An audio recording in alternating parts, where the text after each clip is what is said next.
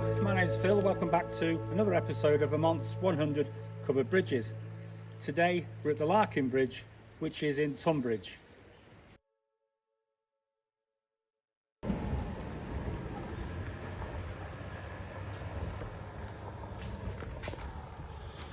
We're not sure how the Larkin Bridge became the Larkin Bridge, but seeing as it's on Larkin Road, it's not too difficult to imagine that the landowner would have been the Larkin family. So it was built by Arthur Adams. He built the Moxley Bridge, and unlike that, which was a Queen post truss, this is a multi-king post truss. And here's the king behind me in all his glory, and then all the post trusses going towards the end. And the bridge is 68 feet long. Now, one other little feature about this bridge, it's similar to, very similar to the Moxley Bridge, again, which Arthur Adams built, and also similar to the Kidder Hill Bridge in Grafton, and I'll show you why. Hopefully you can see for yourself that, again, the bridge is built on a skew. It's not parallel. I'm hoping that comes out. Like if I've got my back, that's going straight, and you can see how the bridge doesn't line up parallel, as there's a big bend on the river. And it's always great to see the welcome sign from the Vermont Covered Bridge Society. You should join, $16 a year. It's good. So the bridge has had a lot of work done to it.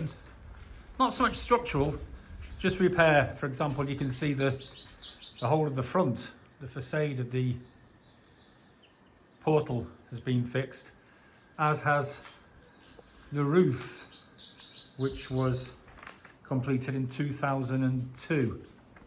But yeah, it looks a little better condition than the bridge that its builder built at the Moxley Bridge, which looked worse for wear. This actually looks like it's been patched up and taken care of when it's needed. I mean, that's clearly a new support beam. And then we've had like an obvious patch-up job here, and half a patch-up job there, which is good. And also at this end of the portal, you can see it's obviously been hit at some point, and they've just sawn off the bottom of the panels and then just sort of put other ones on that don't even necessarily match, but they do the job. So yeah, I mean, again, that support beam looks pretty new.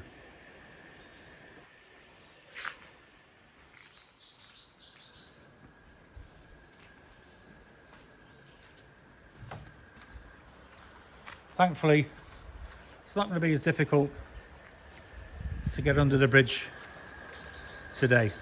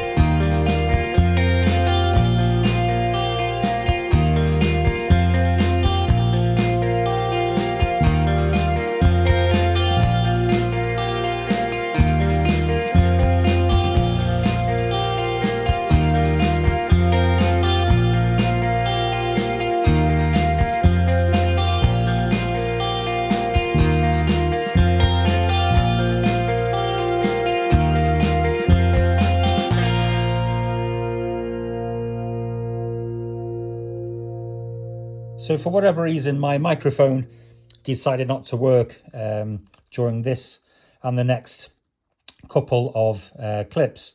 So and I only found that out once I got home, and of course I have absolutely no idea what I was talking about here.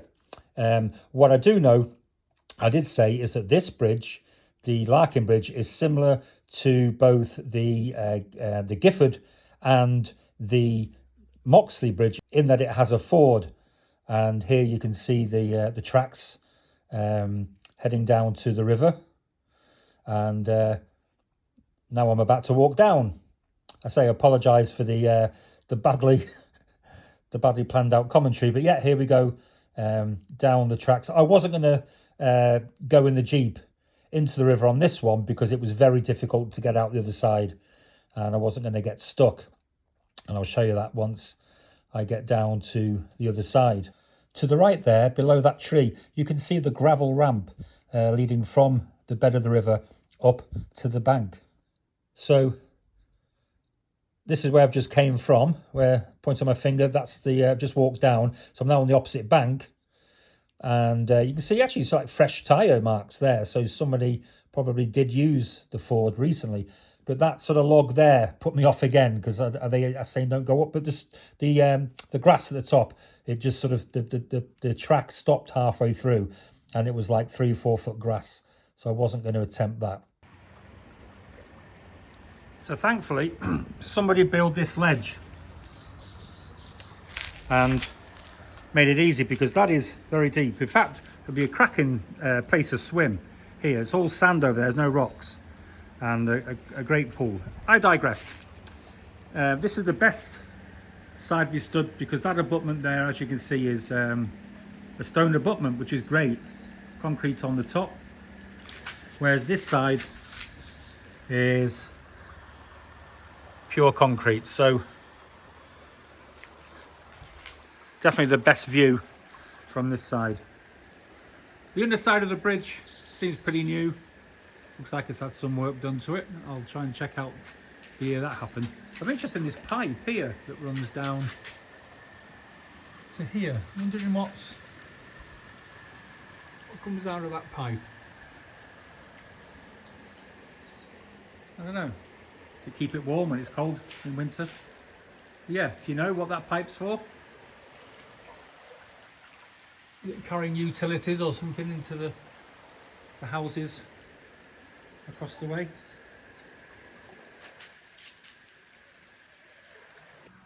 And the view from the other side with the concrete abutment.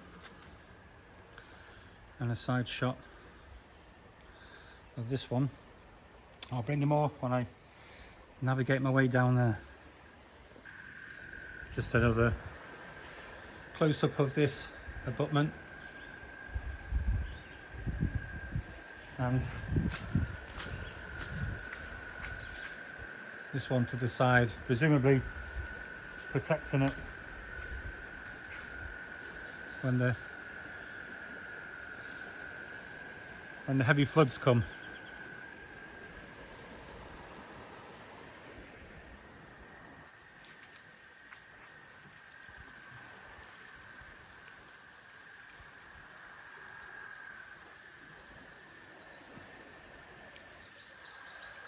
Great little bridge. And here we have the bridge from the downstream side. As I say, the cracking area to swim in around here.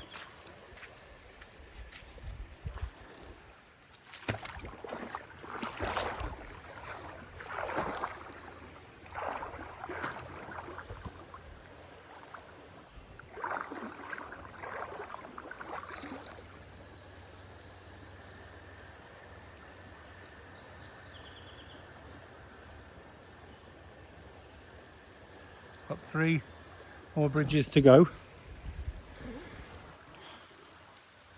on this river, and if they're anything as good as these, I'm in for a further treat today. Nice little tributary flowing through that pipe. and into first branch of the White River.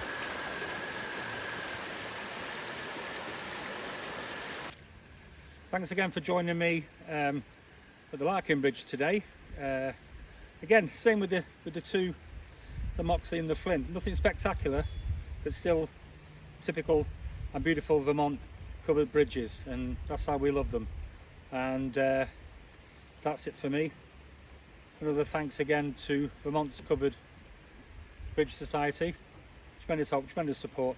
I please urge you all to join, buy a calendar, buy a baseball cap, and buy a logbook.